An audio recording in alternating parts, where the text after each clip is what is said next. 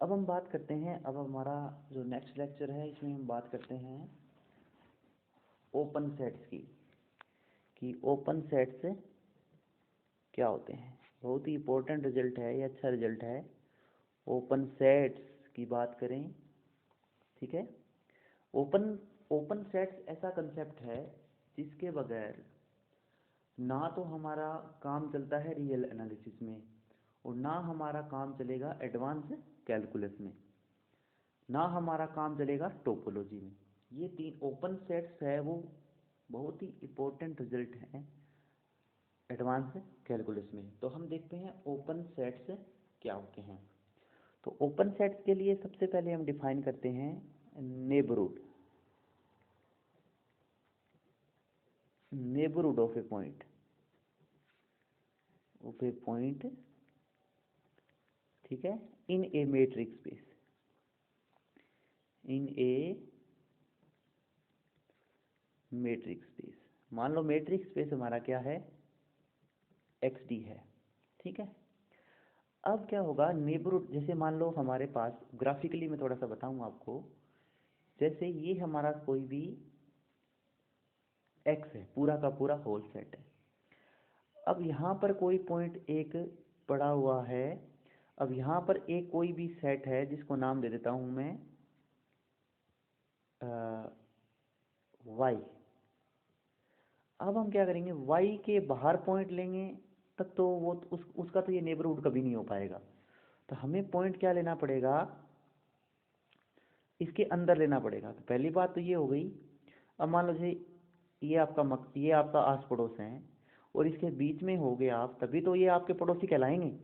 अगर आप यहाँ पर हो गए, अगर आप यहाँ पर हैं, तो ये सेट या ये लोग जो हैं इस कॉलोनी में जो रह रहे हैं वाई कॉलोनी में, ये आपके नेबरहुड यानी पड़ोस में थोड़ी ना कहलाएंगे। तो आपको पड़ोसी कहलाने के लिए आपको इन लोगों के बीच में बसना पड़ेगा। तो सबसे पहली बात तो ये हो गई, ये पॉइंट जो है वो सबसे पहली बात ये होगी, पॉइंट इसके अंदर होना चाहिए। तो मान लिया एक पॉइंट ले लिया हमने इसके अंदर x0, ठीक है। अब इस x0 के चारों ओर, अब देखो आपके पड़ोसी, अब मान लो जैसे आप एक मोहल्ले में बसे हुए हो यहाँ पर, और आप इस तरीके से बसे हो कि आपके पड़ोसी आपके तीन तरफ हैं। तो ये आपके पड़ोसी सारे थोड़ी ना होंगे, क्योंकि आपका इधर वाला एरिया तो खाली हो गया। तो ये जो y है वो पड़ोस कब कहलाएगा, जब इसके चारों तरफ मैं क्या बना सकूँ, एक इस तरीके की बाउंड्री बना सकूं, और ये पूरी की पूरी बाउंड्री क्या हो, इसके अंदर हो, ठीक है। वो पूरी की पूरी बाउंड्री क्या हो, इसके अंदर हो। और ये जो बाउंड्री होती है वो क्या कहलाती है, ओपन बॉल कहलाती है। क्या कहलाती है, ओपन बॉल। तो सबसे पहले हमें डेफिनेशन नेबरहुड के लिए क्या देखना चाहिएगा, नेबरहुड के लिए क्या चाहिए हमें, ओपन बॉल चाहिए। तो हम देखते हैं ओपन बॉल, मेन कंसेप्ट है वो है नेबरहुड, सबसे इम्पोर्टेंट कंसेप्ट है ओपन सेट। ओपन सेट में यूज होता है नेबरहुड, और नेबरहुड यूज होगा ओपन बॉल। इसलिए हम तीनों को सीक्वेंस में पढ़ते हैं। तो पहले मेन चीज क्या है, ओपन सेट। ओपन सेट को पढ़ने के लिए किसकी जरूरत है, नेबरहुड की। नेबरहुड को पढ़ने के लिए किसकी जरूरत है, ओपन बॉल की। तो सबसे पहले हम देखते हैं ओपन बॉल क्या होती है। अब क्या होगा, जैसे ये कोई पॉइंट है, और मैंने आपको बताया था मेट्रिक क्या होता है, डिस्टेंस होती है। अब इसके चारों ओर हमें क्या, ये जरूरी नहीं है, इसके चारों ओर हमें क्या करनी है, एक ओपन बॉल डिफाइन करनी है। तो वो क्या होगा, अब मैंने बताया जैसे ये पॉइंट x0 है, हमें इसकी ओपन बॉल लेनी है। और यहाँ पर भी कोई भी पॉइंट है x1। तो मैंने बताया था मैट्रिक्स स्पेस में XD में ये दूरी क्या होगी, D x0 x1। यहाँ पर पॉइंट मान लिया x2। तो मैट्रिक्स स्पेस में ये दूरी वैसे तो होती है, वैसे रियल में तो मोड x0 माइनस x1 होती है। मैट्रिक में दूरी क्या हो जाएगी, x0 x2। अब मुझे इसके चारों तरफ एक फिक्स रेडियस की बॉल डिफाइन करनी है। तो वही होगा कि ये दूरी जो है सब में फिक्स रहे। इस दूरी को क्या ले देता हूँ मैं, r कह देता हूँ। क्या कह देता हूँ, r। तो ये जो सारे पॉइंट्स हैं इसके अंदर वाले, वो किस तरह से डिफाइन होंगे, इसके अंदर वाले जो पॉइंट्स हैं वो, इस दूरी को मैं r कह देता हूँ। तो क्या हो जाएगा कि जो ओपन बॉल है जिसका सेंटर है x0 और उसकी रेडियस है r, वो किस तरह से डिफाइन होगी, वो उन पॉइंट्स का कलेक्शन होगा जिनकी x0 से दूरी हमेशा क्या रह रही हो, लेस देन r रह रही है। क्या हो जाएगी, क्योंकि डी एक्स मतलब इसमें कौन से पॉइंट आ गए, वो सारे पॉइंट आ गए, वो सारे एक्स पॉइंट्स आ गए जिनकी दूरी x0 से क्या रह रही हो, r से कम रह रही हो। ये वाले पॉइंट सारे के सारे उसके अंदर आ जाएंगे। ठीक है, अब और तो हम लिख देते हैं a open ball centered at x0 and with radius r is the set, ठीक है ना, open ball centered at x0 with radius r is the set b x0r x belongs to x dx x0 less than r, ये हो जाएगी open ball. ठीक है, क्या हो जाएगी, ओपन बॉल। अब हमें बात डिफाइन करनी है क्लोज्ड बॉल। क्लोज्ड बॉल में क्या हो जाएगा, क्लोज्ड बॉल की डिफाइन करें, क्लोज्ड बॉल क्या हो जाएगी, क्लोज्ड बॉल हो जाएगी। अब क्लोज्ड बॉल में क्या करेंगे, अंदर वाले पॉइंट भी ले लेंगे और बाउंड्री, अब इसमें देखो इक्वल का साइन नहीं लगा हुआ तो बाउंड्री वाले पॉइंट जो हैं वो छूट गए हैं। अब हम क्लोज्ड बॉल में क्या करेंगे, बाउंड्री वाले भी पॉइंट ले लेंगे। ठीक है,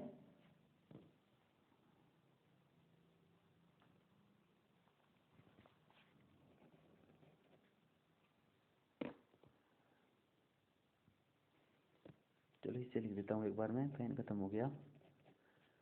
2x है, तो इसमें क्या हो जाएंगे, बाउंड्री वाले भी पॉइंट ले लें हम, x0 is less than equal r, तो ये क्या हो जाएगी, क्लोज्ड बॉल। अब आता है एक स्पेयर।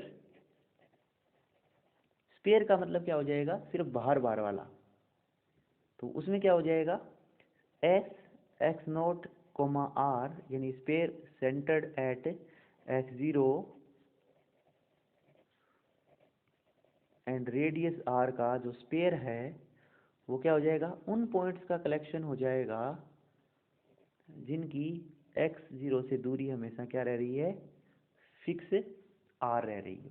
क्या रह रही हो, फिक्स r रह रही हो, यानी सिर्फ ये वाली। ये तो तीन चीजें होती है। पहली तो इस, अब कई लोग क्या करते हैं, इसे तो स्पेयर कह देते हैं, कई लोग इस बॉल को क्या कह देते हैं, ओपन स्पेयर भी कहते हैं। क्या कहते हैं, ओपन स्पेयर। इसको क्या कहते हैं, क्लोज स्पेयर। क्लोज बॉल कह दो या क्लोज स्पेयर कह दो, एक ही बात है। कई लोग इसे ओपन स्पेयर कहते हैं, इसको क्लोज स्पेयर कहते हैं और इसको स्पेयर कहते हैं। ये तीन चीजें होती है मेन। ठीक है, तो अब हम डिफाइन करते हैं नेबरहुड। अब नेबरहुड में किसकी जरूरत पड़ेगी, ओपन बॉल की। मैंने बताया था कि XD मैट्रिक्स स्पेस में Y नेबरहुड कहलाएगा x0 का यदि उसके चारों ओर एक ओपन बॉल बना दें जो पूरी की पूरी Y में हो। यानी if XD is a matrix space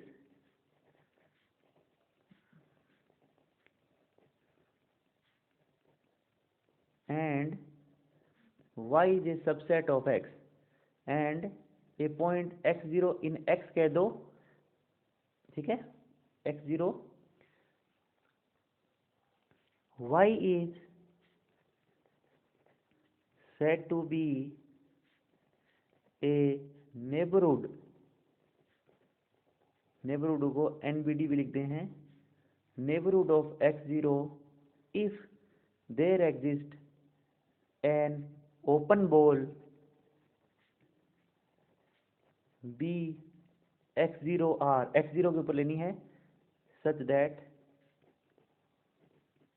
अब x0 तो ओपन बॉल में हो ही गया B x0 में, और वो पूरी की पूरी ओपन बॉल किस में चली जाए, Y में। जैसे ये बताया ना मैंने, अब ये ओपन बॉल क्या हो गई, B x0 r हो गई, यानी एक रेडियस की मिलेगी जो पूरी की पूरी किस में चली जाएगी, इसमें चली जाएगी।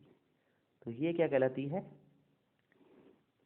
तो ये y जो है वो क्या कहलाएगा, x0 का नेबरहुड कहलाएगा। क्यों, क्योंकि इसने x0 के जो चारों तरफ जो पड़ोस था वो पूरे के पूरे को अपने अंदर इसने कंटेन कर लिया, इसलिए इसको क्या कहलाते, क्या कहेंगे हम, नेबरहुड कहेंगे x0 का। ठीक है, अब आता है ओपन सेट।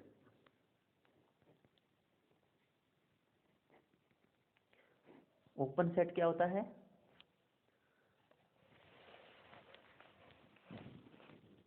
ओपन सेट वो है, पॉइंट सेट है, जैसे मान लो एक्स डी कोई मैट्रिक है और इसके अंदर कोई सेट है वाई, वो ओपन कैप कहलाएगा यदि वो अपने सारे पॉइंट्स का क्या हो, नेबरहुड हो।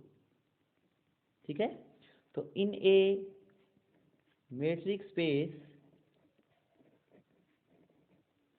X T y is a subset of x is called an open set,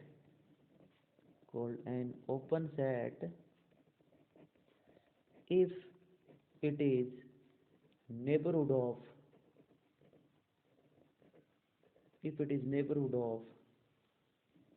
all of its points,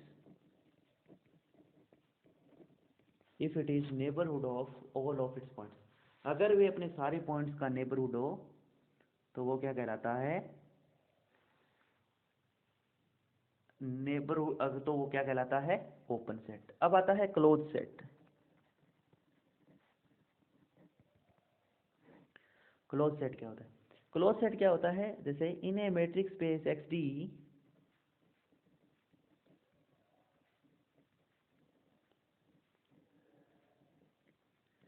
y is a subset of x is called an closed set if its complement का मतलब क्या हुआ, x minus Y.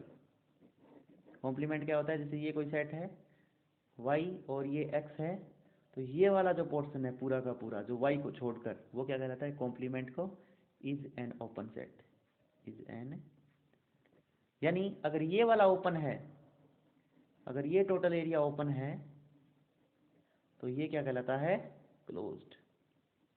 अगर ये open है तो ये बीच वाला क्या कहलाता है, क्लोज सेट कहलाता है।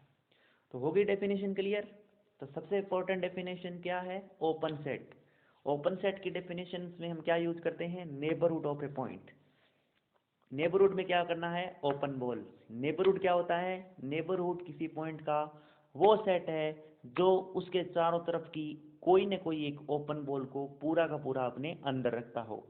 ठीक है, ओपन सेट क्या होता है, ओपन सेट वो सेट है जो अपने सारे पॉइंट्स का नेबरहुड हो।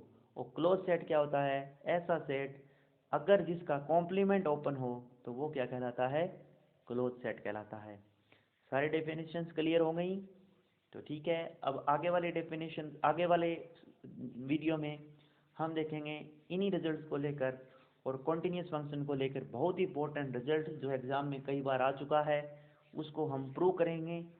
ठीक है, वो मेन थ्योरम है कॉन्टिन्यूस फंक्शन की, कई बार एग्ज़ाम में पूछी जा चुकी है और इस बार भी शायद एग्ज़ाम में आ जाए, उसको हम देखेंगे। ठीक है।